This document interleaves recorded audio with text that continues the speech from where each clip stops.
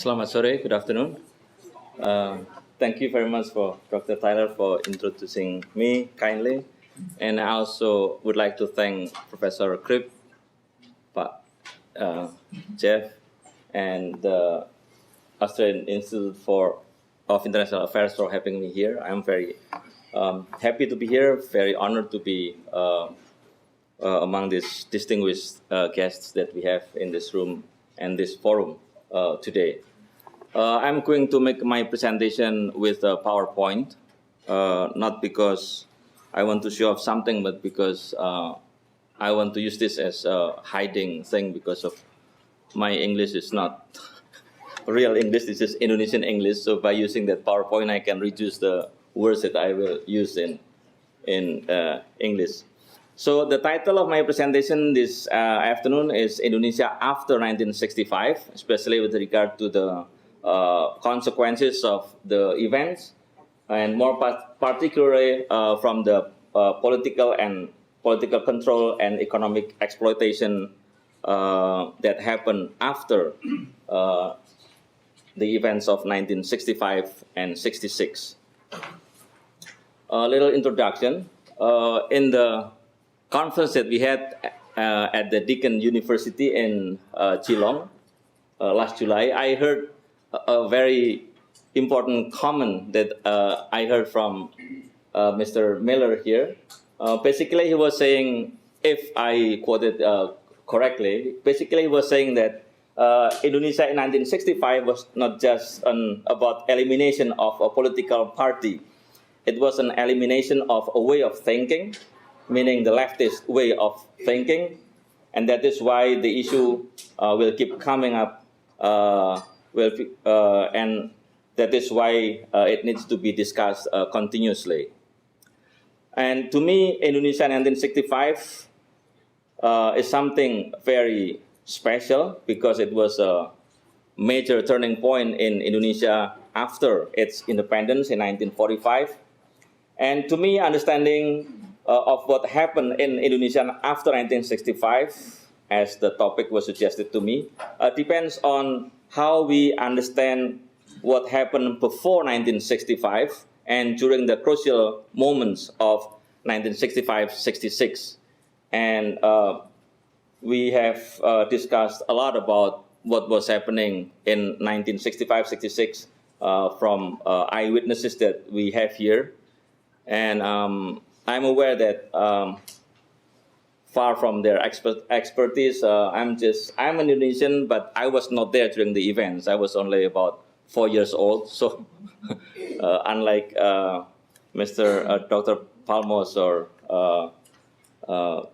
Mr. Jeff Miller and others, I learned these events only from schools and also from what I heard from eyewitnesses of what was happening in 1965, 66, and even after. And to me, also, the events of 1965 was a combination of many factors. There were local factors, national factors, but also international factors. At the same time, it also involved personal, social, political, and economic factors. And I think this is the context for the birth of so many theories and conspiracies about 1965, because indeed it was a very complex period of the Indonesian history. This is just a map showing Indonesia with its neighboring countries, because to me, looking at 1965 is not complete without looking at the global picture of that time, especially with regard to the Cold War that was going on during the period. This is a little comparison of Indonesia with Australia. Land-wise, it's kind of much smaller, but then the territory is quite large. So this is my understanding of what happened before 1965. Number one, in terms of domestic context, there was this general elections of 1955, and to the surprise of many, the PKI, as we all know, ranked number 4.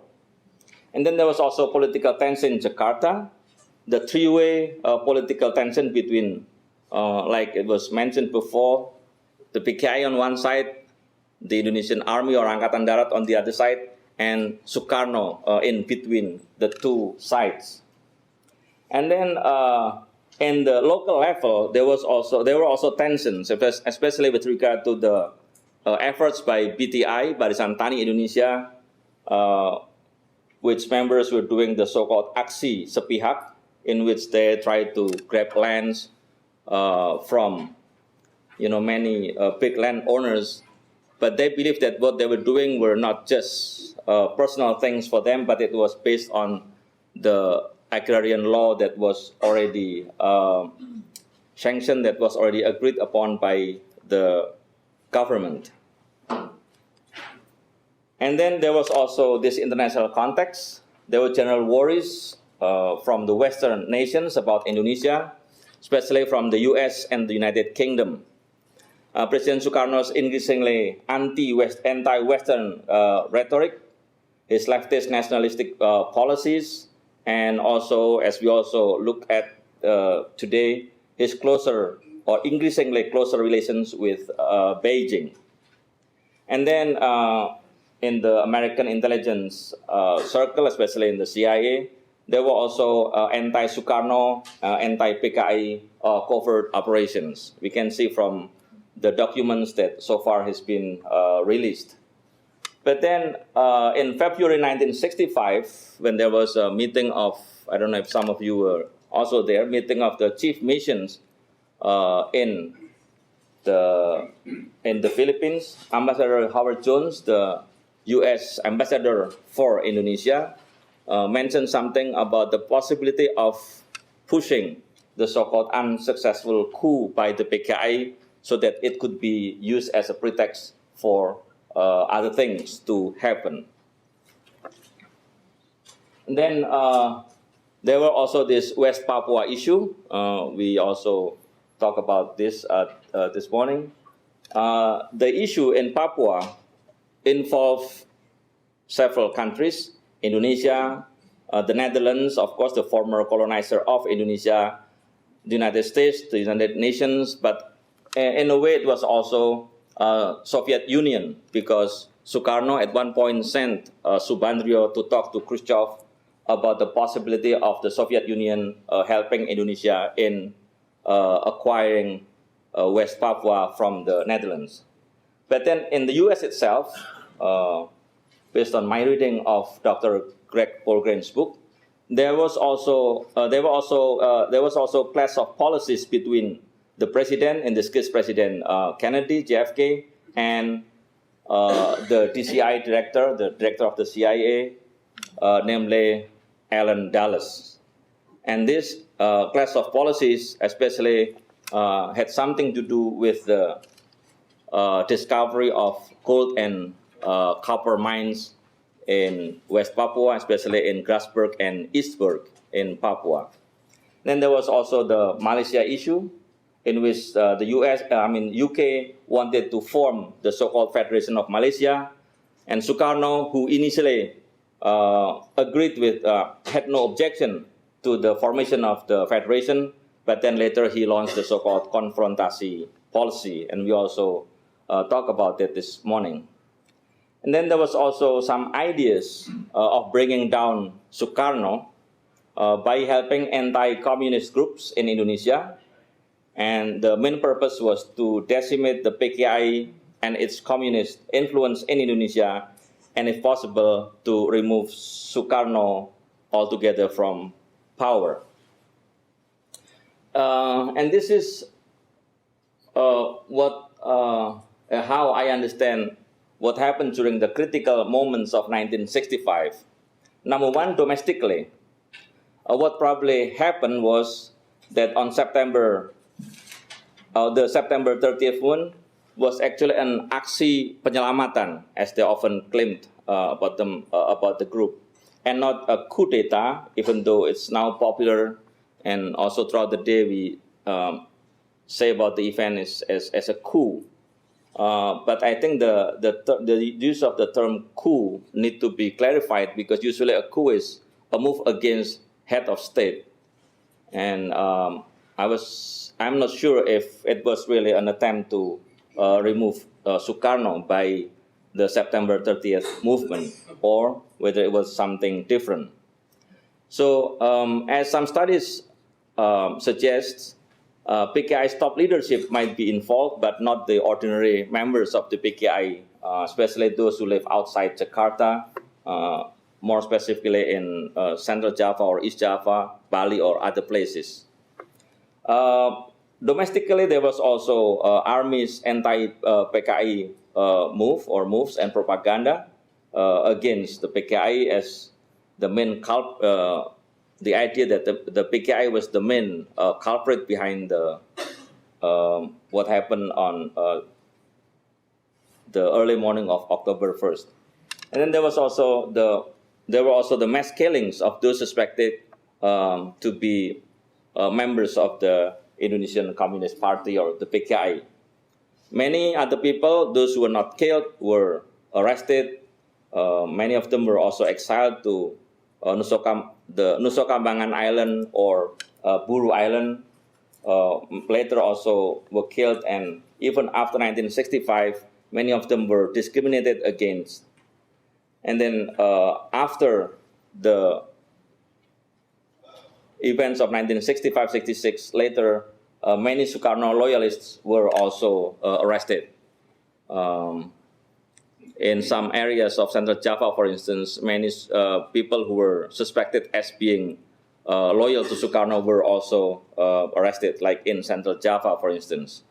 And then Indonesians who were living abroad, who had been sent by the Indonesian government under Sukarno to study abroad, were eventually also in danger because they were asked to show their loyalty to the new government under Suharto. But another thing that is also important, I think, is also how the events of 1965 and 1966 and after were narrated.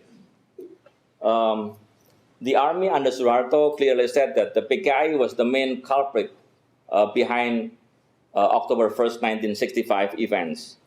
Clearly, they said that it was Colonel Untung was under the influence of the PKI, and the communists were behind the arrest and the kidnapping and the killing of the generals. And then there were four principal ways that I thought was used by the Suharto government to tell the story or narrate the events of 1965-66. Number one was, of course, the propaganda reports through the army-controlled media, especially Harian Angkatan Bersenjata and Berita Yuda of the time, which both were controlled by the Indonesian army. And then the publication of a 1967 book by the government's official historian, namely Mr. Nugroho Noto Susanto. And then, as we all know, also the production of the film called Pengkhianatan G30S, which was shown on TV every year, and students were obliged to watch the film. And then also number four, the publication of the 1994, the so-called White Book on the events of 1965 by a team of government writers. And then internationally, there were some reactions also. The US perceived the October 1st, 1965 events as a power move with far-reaching implications. That was one of the reports that was received by President Johnson that time. Time magazine, we also mentioned something about Time magazine this morning, said it was the West's best news for years. I don't know if Dr. Palmos knew about whose suggestion it was to view the events in Indonesia in this phrase. UK reaction was a bit similar. It started to set up joint efforts with US to help bring down PKI and also Sukarno. Australia's reaction was not clear. I think we talked about this a lot already. But in, I think it was early in January 1966, the then Prime Minister of Australia, Mr. Harold Holt, said that with 500,000 to 1 million communist sympathizers knocked off, I think it is safe to assume reorientation has taken place in Indonesia. So basically, I think he didn't object to, he was well, supportive of what happened in Indonesia because reorientation was taking place from the style of President Sukarno to the new style of the New Order government under Suharto. Here is two pictures which indicate the kind of reflecting the changes that happened in Indonesia during these years. 1965 was followed by Indonesia's reintegration into international political system, and you can see here that's Marshall Green and Adam Malik smiling, and here Marshall Green and Suharto, who is also smiling. To me, with regard to the elimination of communist influence in Indonesia, removal of Suharto from power and reorganization of the Indonesian politics and economy, there was I'm using the term convergence of interest between local, national, and international agencies. What I mean by these things was that it was not just a work of, say, international conspiracy or national conspiracy, but also there was also local elements to what happened in 1965-66. And maybe even personal, because Suharto was playing a very important role on that. And then next is what was happening after 1965. Domestically, during the Suharto period, the politics of Indonesia was reoriented. Before 1965, the masses were involved in Indonesian politics, but then after 1965, the politics was more elite-oriented. And it was also a politics that was controlled by military-dominated government under Suharto, who was an army general. And then also another important thing, I think, was the opening up of Indonesia to foreign corporations and the exploitation of Indonesia's economic and potentials and natural resources by foreign and domestic companies. And then making communism as perceived bahaya laten or ever-present danger in Indonesia. After the fall of Suharto, during the so-called reformasi period, there was some openness, but then later the openness decreased, and things more or less almost returned to almost to the situation before the fall of Suharto. Some attempts to talk openly about 1965 were suppressed by certain groups in Indonesia. Internationally, it was clear that it was not just a matter of elimination of the PKI. The violence of 1965-66 was not just attack on the PKI or communism, it was also an attack on the ideals and social forces associated with Sukarno. And that, I think, helps explain why even after 1966, some moves were still made to arrest many Indonesians, and those were mainly Sukarno loyalists. The Malaysia issue, we talk about that also, that after Sukarno was out of power, Indonesia's confrontation policy against the formation of Malaysian Federation ceased, and even Indonesia started to build good relations with Malaysia under Suharto. With regard to the Papua issue, by 1965, Papua became part of Indonesia, but Indonesia, which was ruled by a government that was willing to collaborate in exploiting the natural resources of the territory. Again, Indonesia was reintegrated into the regional political economy, an international system, and also in Indonesia there was this ascendance of modernizing military regime under, again, President Suharto. The next point is about greater access to Indonesia's natural resources. As we all know, now the gold and copper mines in West Papua is controlled by the so-called Freeport Indonesia. It's causing a lot of concerns because of the environmental damage that it caused and also the loss of royalties for Indonesia. And then by after 1965, Indonesia became a very potential market for Indonesia. I did a little research and I found that by 2012, more than 400 Australian companies were operating in Indonesia in many sectors, as we can see here. Then I only have 1.5 minutes, so I just maybe run through it. With the new president, President Joko Widodo or Jokowi, are there new hopes regard to 1965?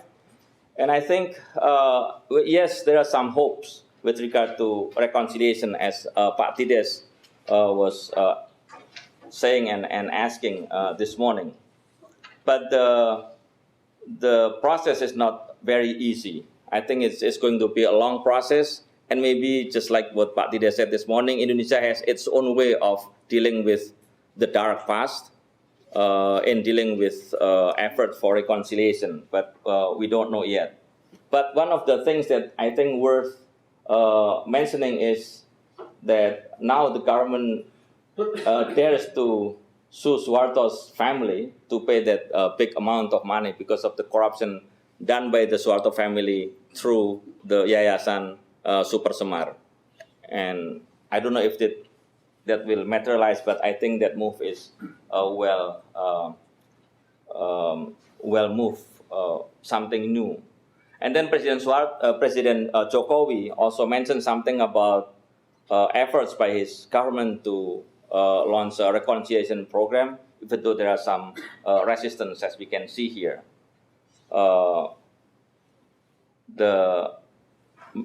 of the ministers is supporting the idea, but then another minister is kind of trying to resist efforts for reconciliation. We can see here from the newspaper a lot of resistance for the reconciliation efforts, but at the same time, there are also people who are supporting the efforts. So, and we are grateful for the support from the international community to talk about 1965. This morning, President Gareth Evans talked about the film Act of Killing. Maybe the film itself is not perfect, but then at least not perfect because there was no mention of international context for the killings and so on.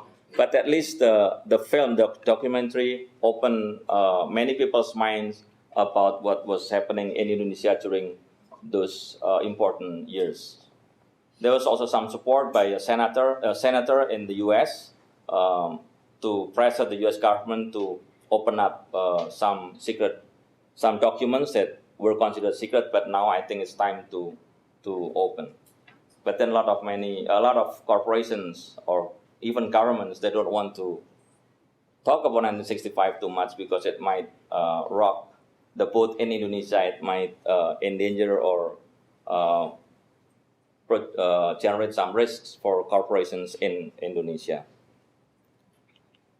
So I think that's my presentation. You know that this presentation was made before Monday.